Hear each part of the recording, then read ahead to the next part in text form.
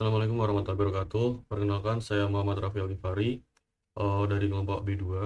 Di sini saya akan menjelaskan anatomi organ genitalia dan uropoetika. Laporan pertama, itu saat menjadi panitia lomba lari 17-an, Dapri melihat salah satu peserta laki-laki mengeluh nyeri hebat pada daerah skrotum setelah terjatuh. Di sisi lain, ada juga peserta lain yang sudah lama mengeluh benjolan di skrotum yang terasa seperti sekumpulan cacing. Dan ada seorang bapak yang sering bolak-balik ke toilet karena sulit buang air kecil. Eh, Yang pertama, jelaskan anatomi penis, skrotum, dan testis. Kedua, jelaskan jalur perjalanan sperma dari testis hingga keluar melalui ostium uretra externum. Yang ketiga, jelaskan kemungkinan perbedaan anatomi dan klinis dari keluhan pada skenario tersebut, terutama yang mengarah ke torso testis, varicokel, dan pembesaran prostat. Oke, yang pertama, saya akan menjelaskan dari anatomi penis. Jadi penis ini dia itu merupakan organ bentuknya tubuler. Ini organnya ada pada laki-laki. Nah, penis ini digunakan sebagai alat kopulasi pria dan juga homolog dengan glans klitoris pada wanita. Dan juga penis ini memiliki dua pars. Yang pertama ada pars libera dan juga ada pars fixa. Nah, di pars libera itu dia ibaratnya bebas. Nah, itu ada corpora cavernosa dan juga corpus spongiosum. Nah, ini dia menyusun batang. Kemudian pada pars fixa, yaitu memfiksasi, itu ada crus penis, ini crus, dan juga ada bulbus penis. Nah, ibaratnya dia di pangkal dari penisnya. Nah, di pars fixa ini ada muskulus yang memfiksasi, dia memperkuat. Yang pertama ada muskulus bulbus spongiosum dan muskulus ischiocavernosus. Nah, untuk muskulus bulbus spongiosum ini fungsinya dia untuk mengompresi bulbus dan juga corpus spongiosum.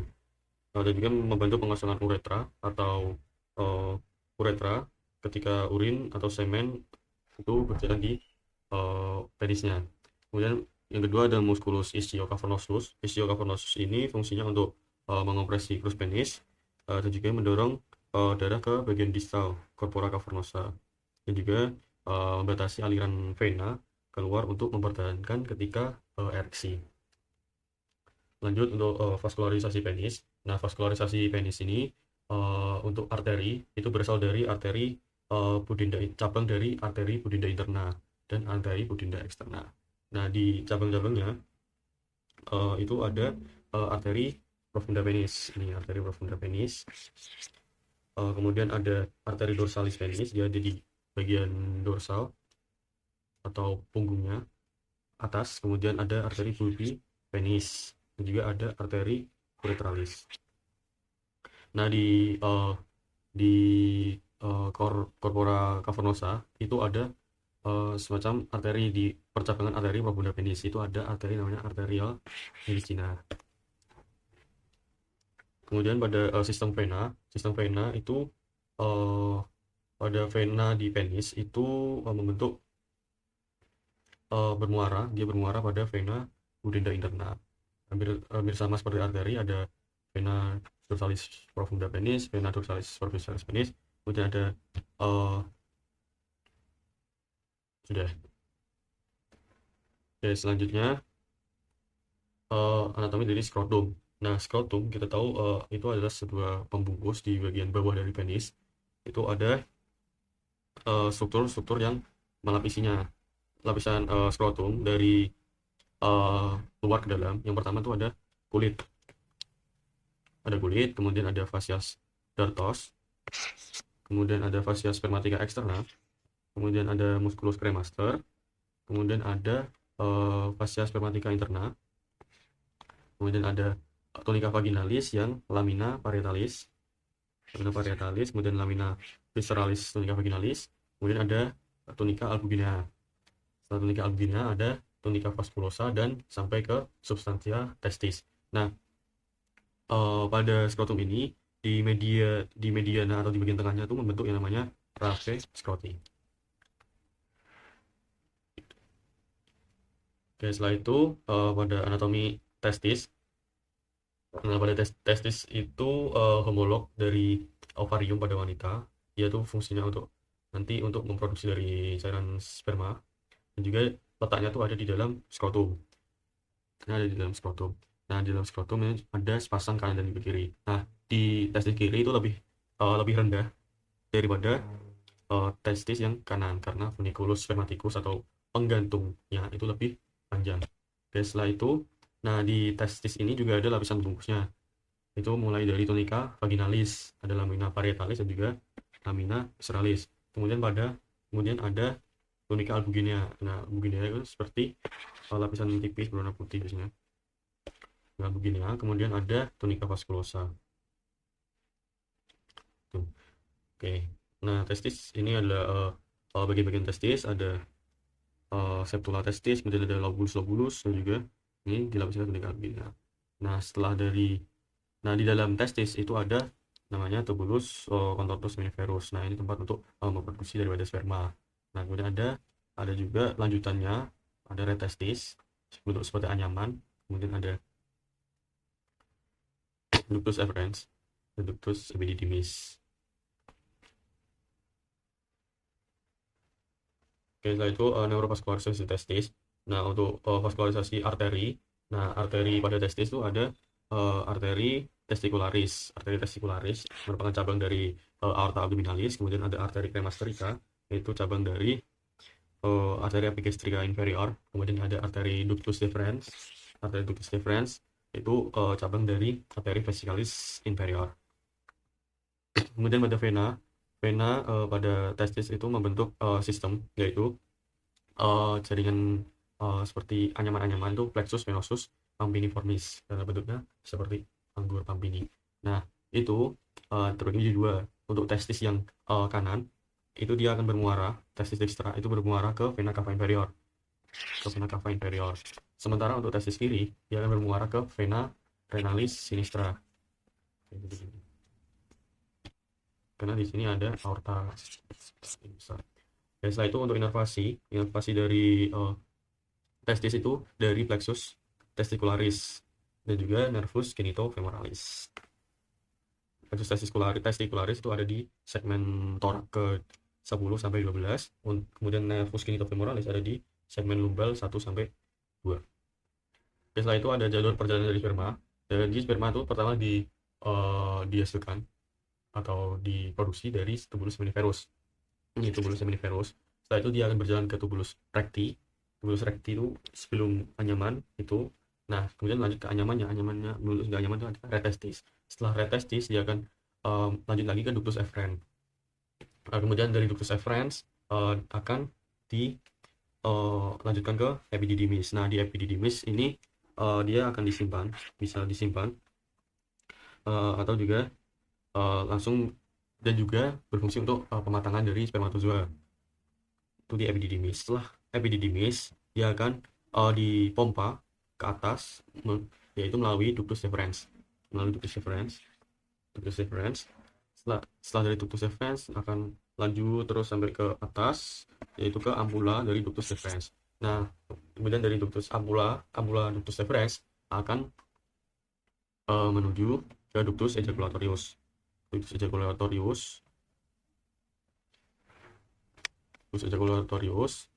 Dia akan nanti akan bertemu dengan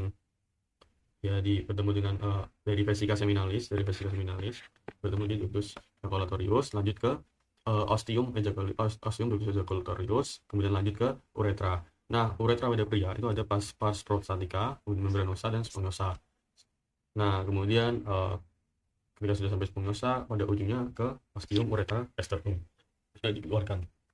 Oke, baik. Selanjutnya saya menjelaskan klinis yang sesuai pada skenario.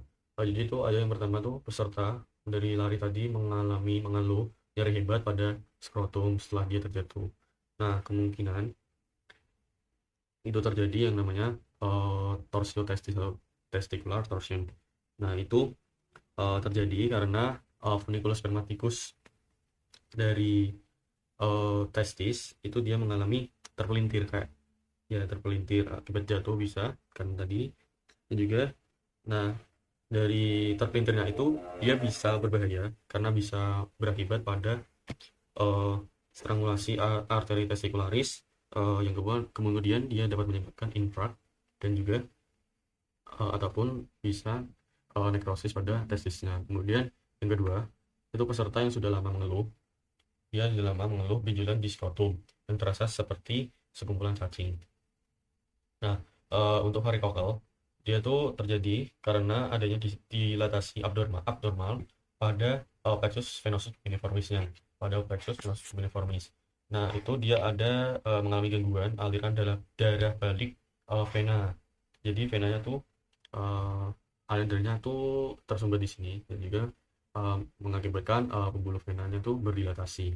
Juga dari luar bisa tampak adanya benjolan kayak sekumpulan cacing gitu. Oke, selanjutnya yaitu pembesaran prostat. Nah, pada pembesaran prostat itu sebenarnya ada dua, itu ada BPH dan juga kanker prostat. Nah, untuk BPH atau benign prostate hyperplasia itu adalah fase jinak sebelum fase jinak dari kanker prostat. Jadi sebenarnya masih jinak itu BPH. Nah, tadi kan ada bapak-bapak yang sering bolak-balik ke toilet karena sulit buang air kecil. Nah, itu kemungkinan karena BPH. Itu karena kelenjar prostatnya itu membesar, jadi dia akan mendesak dari uretranya, dari urin dari vesika urinaria. Volume yang keluar tidak seperti ketika normal. Ketika normal segini, ketika uh, kena prostat segini, jadi lebih sempit. Urin dari vesika urinaria susah untuk keluar. Oke, laporan kedua. Jadi sekiranya saat acara camping, Miko sudah menahan kencing sejak sore karena toilet umum antrian panjang. Malamnya, ia mengeluh nyeri pinggang yang menjalar ke bawah, anyang-anyangan, dan merasa buang air kecil tidak lampias. Keesokan pagi, temannya panik karena Miko bolak-balik ke toilet sambil memegangi pinggang seperti sedang audisi sinetron. Nah, jelaskan pembagian organ sistem urepoetika dan fungsi umum masing-masing organ. Kemudian jelaskan alur perjalanan urin mulai dari tren hingga keluar melalui uretra, serta sebutkan bagian-bagian yang perlu dilalui. Nah, oke. Di sini saya akan menjelaskan sistem urepoetika yang dan juga fungsi-fungsi organ-organnya. Nah, pertama ada organ ginjal. Nah, organ ginjal ini berfungsi untuk menyaring darah dan membuang sisa-sisa metabolisme yang tidak diperlukan oleh tubuh melalui berupa urin. Nah, selain untuk menyaring darah, dia juga bisa untuk mengatur atau sebagai regulator untuk keseimbangan pH, volume, dan komposisi cairan yang ada di dalam tubuh. Dan juga mensekresikan hormon-hormon. Oke, baik dari ginjal, strukturnya seperti ini, ada medula, korteks, kemudian ada uh, calyx mayor, dan juga ada pelvis finalis, dan juga uh, ada sebelum masuk ke ureter ginjal. Nah, yang kedua yaitu ureter. Nah, ureter adalah saluran. Sebenarnya dia ada saluran setelah dari ginjal.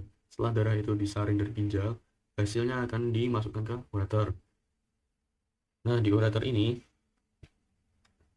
fungsinya dia untuk menyalurkan urin sesungguhnya yang sudah diproduksi, juga disaring dari ginjal menuju ke vesika urinaria gitu. Nah, kemudian untuk ureter itu ada 3 penyempitan. Yang pertama ada di ureter pelvic junction, yaitu peralihan dari pelvis renalis ginjal ke ureter. Itu konstriksi pertama. Kemudian yang kedua itu ada di bifurcatio arteri iliaca communis, yaitu persilangan antara arteri iliaca communis. Jadi dia terjadi desakan di sini. Kemudian yang ketiga ketika masuk vesika urinaria. Nah, di 3 penyempitan ini biasa terjadi uh, ureterolithiasis atau batu ureter, karena kan sempit begini, sempit dari sebelumnya dari penyempitan. Oke, selanjutnya yaitu vesika urinaria. Nah, vesika urinaria itu adalah kandung kemih. Sebelum urin dikeluarkan itu ditampung. Nah, ibaratnya sebuah tandon air sebelum keran itu dibuka. Nah, itu airnya ditampung. Nah, itu ada di vesika urinaria. Nah, untuk vesika urinaria ini dia tersusun atas banyak otot di sini. Untuk otot yang muskulus membranosa berfungsi untuk menampung urin.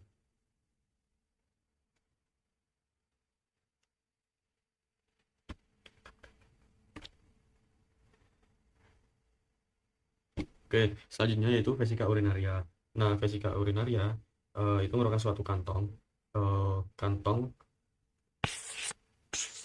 pada sistem uropoetika. Nah, itu dia berfungsi untuk menampung urin dari ureter tadi sebelum dikeluarkan melalui uretra.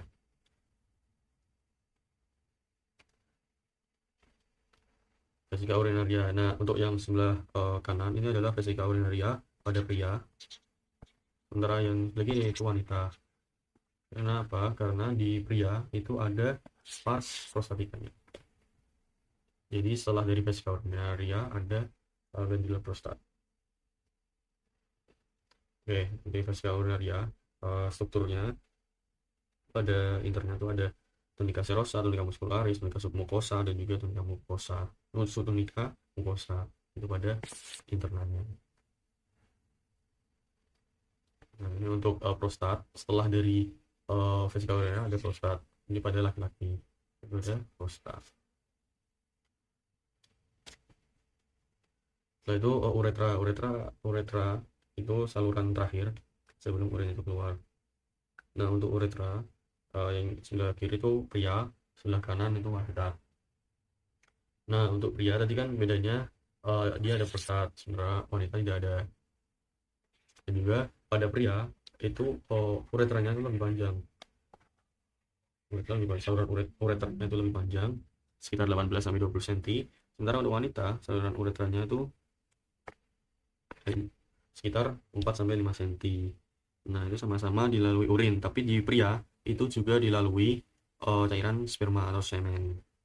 Gitu. Ini.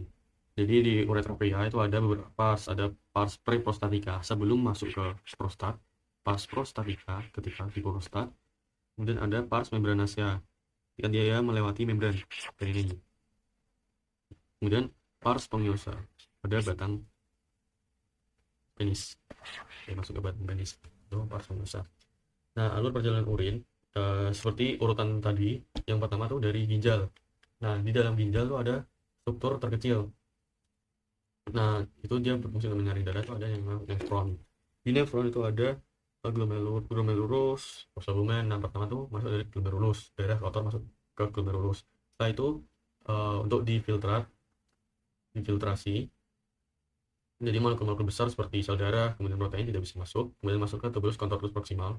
Itu ada fase reabsorpsi, kemudian pars descendens Hinle itu terjadi penyerapan dari air, kemudian ke lengkung Hinle, kemudian ke pars ascendens, pars naik dari ansa Hinle, kemudian lanjut ke tubulus contortus distal, terjadi sekresi dan augmentasi atau pemekatan, kemudian masuk ke ductus collectivus, kemudian masuk ke papilla renalis untuk dikumpulkan ke calyx minor ke calyx mayor, kemudian di bagian terakhir pada ginjal itu ada pelvis renalis, kemudian lanjut ke ureter. Nah, di ureter kemudian lanjut ke vesika urinaria untuk ditampung. Ketika tampungan sudah penuh akan dikeluarkan melalui uretra. Lanjut ke laporan ketiga, yaitu di ruang bersalin seorang ibu sedang dalam proses persalinan. Bidan menilai penurunan kepala janin dengan bidang Hodge, memperhatikan bentuk pelvis, lalu mempertimbangkan tindakan episiotomi agar robekan perineum tidak meluas. Nah, kemudian di sini sebelum menjelaskan dasar pelvis dan perineum, termasuk diafragma pelvis, membrana perineum, patium perineum profundum, serta pembagian regio urogenital dan regionalis. Juga menjelaskan hubungan anatomi pelvis dengan kondisi klinis skenario, terutama mengenai perbedaan pelvis pria dan wanita, bidang Hodge dan episiotomi. Nah, dari dasar pelvis itu tersusun dari diafragma pelvis, membrana perineum, dan juga spatium perineum profundum. Nah, pada diafragma pelvis itu tersusun dari muskulus atau otot. Itu ada muskulus pubococcygeus, kemudian ada muskulus levator ani, tendinus levator ani.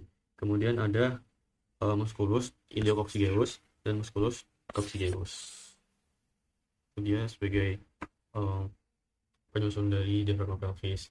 Kemudian pada tampak dari bawah itu ada musculus pubococcygeus, jadi dari pubis ke coccygeus.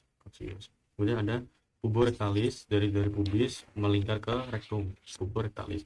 Kemudian ada musculus iliococcygeus, dari ilium ke coccygeus.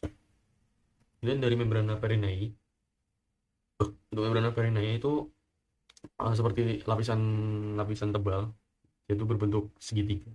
Itu segitiga. Nah, dia melekat di tulang arkus pubis. Nah, dia itu terus dari jaringan ikat. Dia terus dari jaringan ikat. Nah, setelah itu ada bagian bawahnya tuh ada spatium perineum profundum. Nah, untuk spatium perineum profundum, nah itu terletak di atas dari membran perineum. Jadi di sini itu spatium perineum profundum, membran yang membungkus itu ada membrana perineum. Nah, pada spatium perineum profundum itu terdapat muskulus-muskulus. Terdapat muskulus-muskulus. Yang pertama, ini pria dan wanita berbeda. Pada pria itu hanya ada muskulus sphincter uretra externum dan juga ada muskulus transversus perineum profundum. Itu pada pria. Sementara pada wanita itu ada dua tambahan otot, yaitu ada muskulus kompresor dan juga muskulus uretrovaginalis, sphincter uretrovaginalis. Nah, berbeda dengan pria. Oke, selanjutnya perineum. Nah, untuk perineum